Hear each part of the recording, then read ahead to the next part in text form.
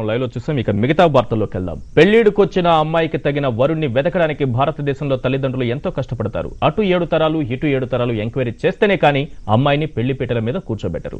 ఎదిగిన కూతురు ఇంట్లో ఉంటే తల్లిదండ్రులు భారంగానే భావిస్తారు. అయినా ఎవరికి పడితే వారికిచ్చి పెళ్లి చేయాలనుకోరు. కానీ చైనాలో ఓ మహాతల్లి మాత్రం కూతుర్ని వదిలించుకోవాలనుకుంది. అందుకు ఆమె ఎంచుకున్న మార్గం కూతురు నగ్న సౌందర్యం.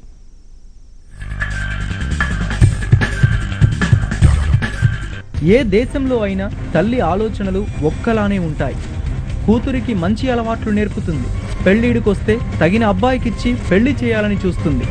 ఏవో కారణాల వల్ల పెళ్లి కావడం ఆలస్యమవుతున్నా మదన పడుతుందే తప్ప కూతురు అందాలనే ఎరగా వేయాలని కలలో కూడా భావించదు.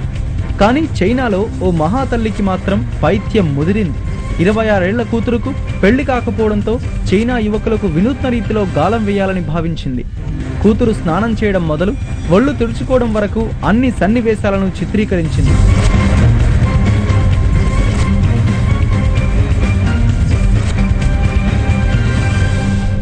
ఆపై సభ్య సమాజం తలదించుకునేలా, మాతృత్వానికే మచ్చ తెచ్చేలా కూతురు పర్వాలన్నింటినీ ఇంటర్నెట్లోని సోషల్ నెట్వర్కింగ్ సైట్లలో పోస్ట్ చేసింది. నా కూతురు అందాలు నచ్చితే వచ్చి పెళ్లాడండి అంటూ బంపర్ ఆఫర్ ఇచ్చింది. ఈ వీడియో పోస్ట్ అయిన కొద్దిసేపటికే 150,000 మంది వీక్షించారు.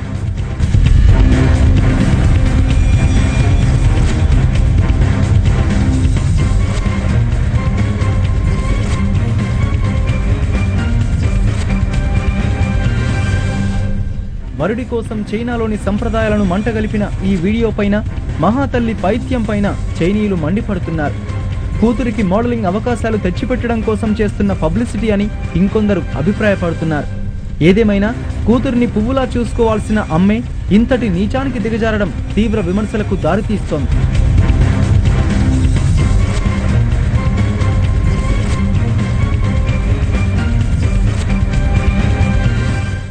హైదరాబాద్లో